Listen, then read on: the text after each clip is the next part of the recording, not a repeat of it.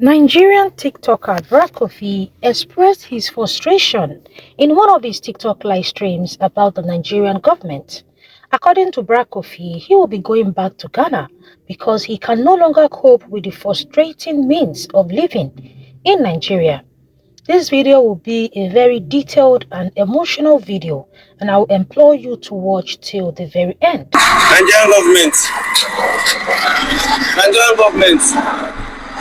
I want to insult people. I want to insult people with Ghana language. But if I insult people with Ghana language, now my Ghanaians will think that I don't have respect. But it's not Nigerian government. Now God will punish on her.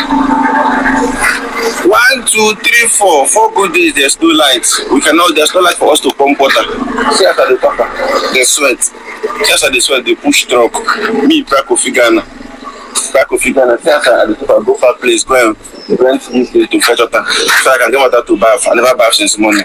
I've not even brushed my teeth. I never even cook anything to eat because they no agree. Look at anybody, look at any Nigerian again go come my comment section and say, Nigeria they give them a light. Let me hear if there's a Nigerian here watching me, if you're a Nigerian here all my life watching me, and I post video about electricity, they come and tell me say Nigeria they give them a life. I go blow you for my blood go flow. Blood go flow. That's the way they give that get like pass you. This is what we have seen.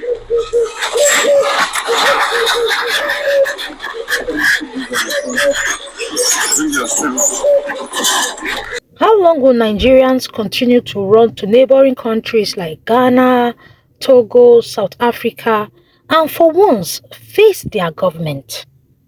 I'm Delicious Army. Here I talk Ghana, Nigeria, South Africa, Kenya, and all the good stuff relating to them. I want you guys to watch these 2 sets of videos of some Nigerians who are complaining bitterly of the hardship situation in Nigeria. I know after this 30 days movement begins, the government will start sending the police, the soldier to go after people that made video about it, to arrest them, to intimidate them, to, But let me tell you something as a police officer and as a soldier. My dad served this country for 25 years. Currently now, he's still sick. He's down with stroke and brain damage. Guess what? The police department donated 10,000 naira to my dad. He's been down for 1 year. This illness has made us sell property, has made us sell land and everything. The government has done nothing about this. We have gone to his office to cry, to beg, but still yet nothing is being done. So before you go after the youth that is looking for a good government, that is looking for things to work, remember, if things work for us, it works for everyone. Because you are a police officer, you will not buy a cup of rice for 100 naira. It's the same 400 and 500 that we are buying that you will buy too. Because you are a thug, you are not going to buy a cup of rice for 100 naira. No, it's the same 200, it's the same 400 and 800 that you will use to buy. So before you start carrying out this exercise, go and look at the widows of the police officer that have died due to the course of duties. Go and look at the widows of the soldiers that died due to the course of their duties. There is no royalty. NHIS is a scam. NHIS covers only 40%, my darling. If you escape it as a parent, you have the money that is blocking your ear, you escape it, you die. Guess what? Your children will become prostitutes. Your sons will become thieves. Your children will become a victim and your wife will become a victim of circumstances. Go and look at the widows before you start killing people on others, before you start arresting people. Go and look at the widows. Come and take a look at my dad's kids. They are all enraged. They are going astray. Because of what? A failed government. They said their dad has been working for this country for years, but nothing to show for it. The piece of land that he managed to buy, we have said it, to treat him, it has been sold. It has been sold. So before you start working on others, put your rifles down and say, help us, join us to shout. Join us to shout, join us to talk. We are begging you. Go and look at the widows of your colleagues. Go and look at the widows of your colleague. Go and look at them before you help Nigeria to know that that woman will be your wife. There's the story of this Nigerian copper. That will be a different video. who came out to talk about the Nigerian economy, how the cost of living is, in fact, has crumbled a lot of families, has crumbled a lot of homes. As a Nigerian parent, I am here to talk to you, our president. I think this is the right time for you to hear our cry as an average Nigerian parents. We are going through a lot. Our husbands cannot afford to give us the basic life he promised us again because expensive. An average Nigerian, we cannot afford to fuel our generator from 8 p.m. to till the morning because per liter of fuel is not 1,000 naira. And because we cannot fuel our generator till that time, we wake up to see our children sleeping inside their sweat. And as a result of that, you see all of their body filled with heat rashes, making them discomfort. I wish my children are back from school now. Let me show you their back. It's filled up with heat rashes. And you know how painful that can be for a child that doesn't know anything. The best you can do for us now is to give us electricity. Everything is now on a high side. Go to market with 50,000 naira. By the time you cut meat, you must see your money again. We will not give our children protein to eat again. A crate of egg is 7,000. The smallest refill of Milo is now 4,000 naira. Something we used to buy 800 before.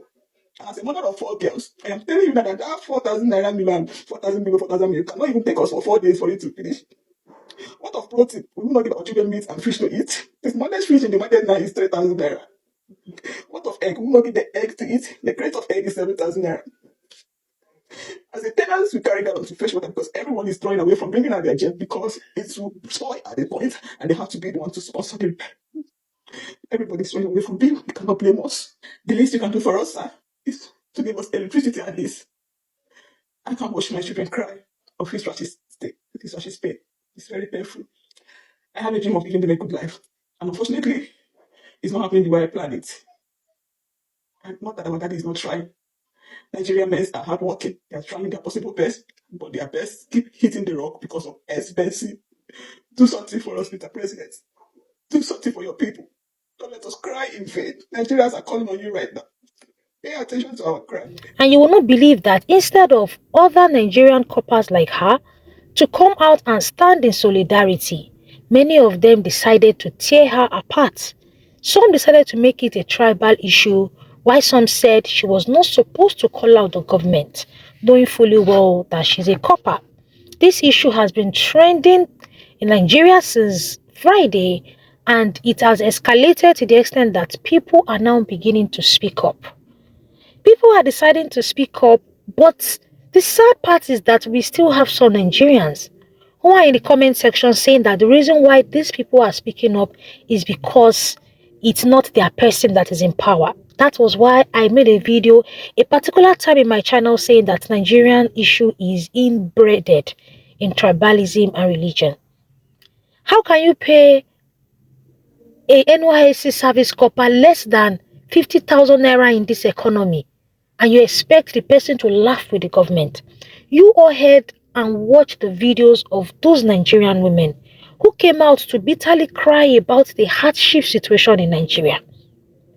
And this has made so many Nigerians flee to neighboring countries all around the world. Nigerians are the highest number of immigrants. There is no place you go to this world you will not see a Nigerian. They are everywhere. And when I watched Barack Koffi's video from Uncut with Uju, I just asked myself, how long will Nigerians continue to flee to other countries? How long are we going to continue to flee to other countries instead of us to sit down and face our government? Okay, Barack Koffi now is saying that for 4 days he has not seen electricity and that he's considering going back to Ghana, that he can't cope anymore. And I'm asking myself, is Barack Koffi a Ghanaian? Is his nationality Ghanaian? How long will Barack Koffi continue to run to Ghana? How long will to run to other neighboring countries? And the annoying part is that when some Nigerians leave Nigeria because of the state of living to other countries, they don't even go there and respect themselves. To the extent that so many countries are now rejecting Nigerians.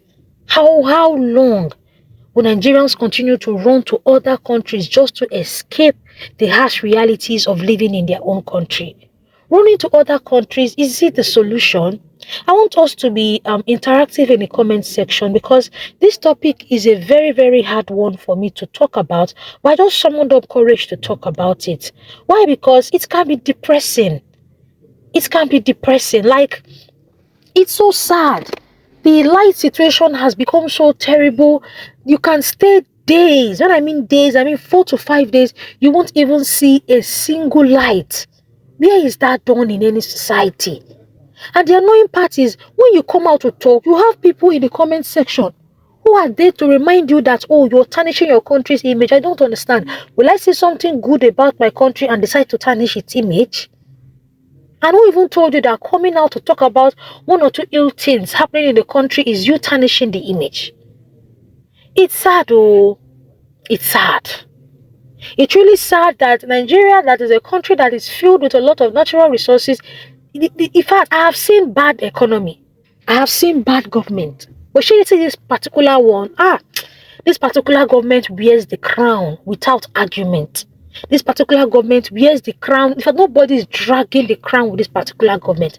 I have seen inflation rise in my face from 10% to over 10,000. Like in my very before, I bought something for 1,000 naira. And as I'm talking to you now, I'm buying that thing for 15,500. Like in my very before, in less than 2 years.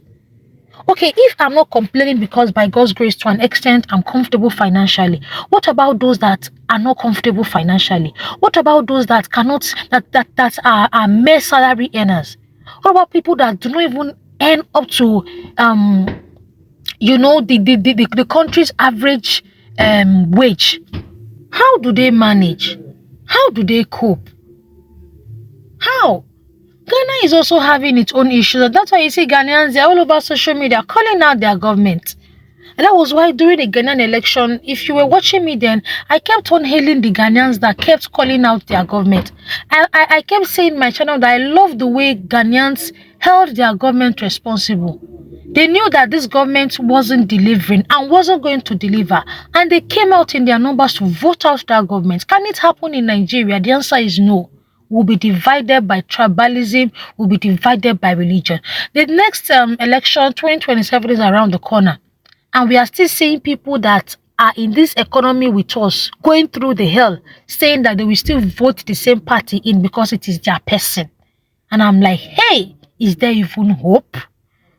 Is there hope? If we all run to Ghana, Ghana is having its own issues too. In fact, Ghanaians are looking for how to make their country better and call out their government. How long are we going to continue running to Ghana? All other countries are closing down their borders. Look at the US. It's closing down with borders every day. How long are we going to continue running from pillar to post instead of us to sit down and hold our government accountable? Please leave your opinions in the comment section. I don't know what to say again, but I'll see you in my next one. Bye-bye.